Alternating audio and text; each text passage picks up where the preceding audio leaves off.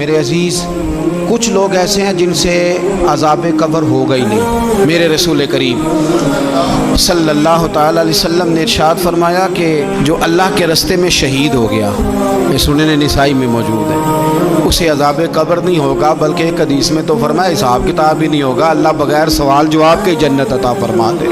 کچھ لوگوں کو لوگوں کی بخشش پہ بھی مسئلہ ہی بنتا ہے کہ کوئی بخشا نہ جائے۔ اور ایک صاحب کہہ رہے تھے جی یہ کیا معاملہ ہے کہ جمعے کو بندہ مر گیا یا فلانا ہو گیا تو اس سے حساب کتاب نہیں ہوگا، اتنے بڑے جرم لوگوں نے کی، اتنے پاپ، اور جمعے کو مر گیا تو بخشا جائے گا۔ تو میں نے کہا جرموں کا بھی اسے حساب اللہ لے لے گا، لیکن میاں حساب کتاب کی ڈیوٹی نہ اللہ کی ہے تو بہتر یہ ہے کہ اسی کے ہاتھ میں رہے، تو نہ اپنے ہاتھ میں لینے کی کوشش کر۔ سنن ترمذی کی حدیث۔ ہمیں پتہ نہیں کیا مصیبت ہے، ہمیں پتہ نہیں کیا مسئلہ ہے۔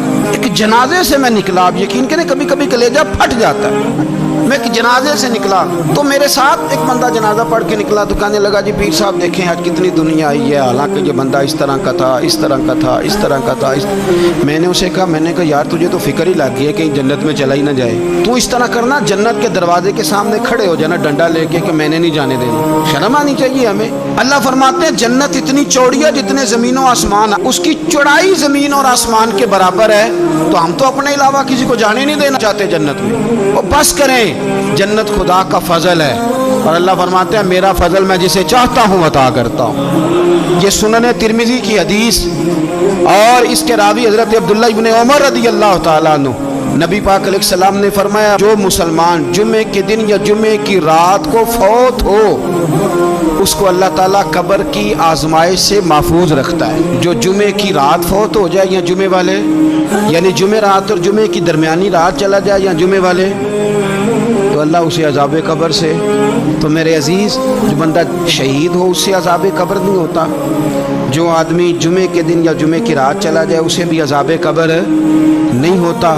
اور میرے رسول کریم صلی اللہ تعالیٰ علیہ وسلم نے فرمایا جو بندہ ایک دن اور ایک رات، یہ حدیث صحیح مسلم میں، سنن ترمذی میں، مصنف عبد الرزاق میں موجود ہے، ایک دن اور ایک رات اللہ کی رضا کے لیے اسلامی سرحد پہ پہرا دے۔ میں اور آپ سوئے ہوئے ہیں، لیکن وہ لوگ جو فوجی بارڈروں پہ کھڑے ہیں، دیکھو مدینے والے محبوب کس کس پہ کرم فرماتے ہیں۔ ساری عمر نہیں، 24-25 سال کی سروس نہیں، فرمایا ایک دن اور ایک رات اللہ کی رضا کے لیے جو اسلامی سرحد پر پہرا دے، مسلمانوں کو کافروں سے بچائے، رب اسے عذاب قبر نہیں دے گا، اسے اللہ تعالیٰ اپنے فضل سے معاف فرما دے گا۔ ایک رات اور ایک، آپ کیا سمجھتے ہیں کہ ان فوجیوں کی کوئی چھوٹی شان ہے؟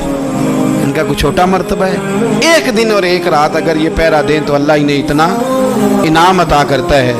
اسی طرح سن لو، یہ ذرا غور سے سننا، ابن ماجہ کی حدیث، اور اس کے علاوہ مسند ابو یعلا میں موجود حدیث کے راوی حضرت ابو ہریرہ رضی اللہ تعالی عنہ، حضور صلی اللہ تعالی علیہ وسلم نے فرمایا جو شخص بیماری سے فوت ہوا، قربان جاؤں میرے محبوب نے بیماری کا نام ہی نہیں لیا، فرمایا کوئی بھی بیماری ہو، فرمایا جو آدمی بیماری سے فوت ہوا اللہ اسے شہادت کی موت عطا فرمائے گا، اور وہ عذاب قبر سے اور قبر کے امتحان سے بھی محفوظ رہے گا، اور حضور فرماتے ہیں اس کو صبح اور شام جنت کے باغوں میں سے رزق دیا جائے گا۔ جو کسی بھی بیماری سے مرا، یہ لوگ بیماری سے مر رہے ہیں تو لوگوں نے اچھوت سمجھ رہے ہیں، اچھوت، یہ اچھوت نہیں ہے، اس لیے کہ لوارث نہیں، یہ خدا رسول کے ماننے والے ہیں، تم انہیں اچھوت کہہ رہے ہو اور مدینے والے رسول انہیں شہید فرما رہے ہیں۔ حضور نے فرمایا جو بیماری سے مرے شہید ہے، وہ قبر کے عذاب سے محفوظ رہے گا اور جنت کے باغوں میں سے اللہ رزق دے گا۔ لوگ کہتے ہیں دیکھو جی بڑا تانگ ہو کے دنیا سے گیا ہے، تو اس بندے کو بھی عذاب قبر نہیں ہوتا۔ اسی طرح جو بندہ سورہ ملک پڑھتا ہے، سنن ترمذی میں حضرت ابن عباس سے روایت ہے کہ حضور صلی اللہ علیہ وسلم کے ایک صحابی نے ایک جگہ خیمہ لگایا تو وہاں سورہ ملک پڑھنے کی آواز آتی، کوئی بندہ پڑھنے والا نظر نہیں آتا تھا۔ جب حضور کی بارگاہ میں عرض کیا تو فرمایا وہاں قبر تھی اور قبر کے اندر بیٹھ کے میرا صحابی سورہ ملک کی تلاوت کر رہا تھا۔ اگر ہمیں خسرہ نمبر یاد ہو جاتا ہے نا اپنی جگہ کا، اور ہمیں پتہ ہوتا ہے کہ میرے والا حصہ کتنے کروڑ کا ہے، اگر ساری کہانیاں ہمیں یاد ہوتی ہیں تو سورہ ملک بھی ہمیں یاد ہو سکتی ہے۔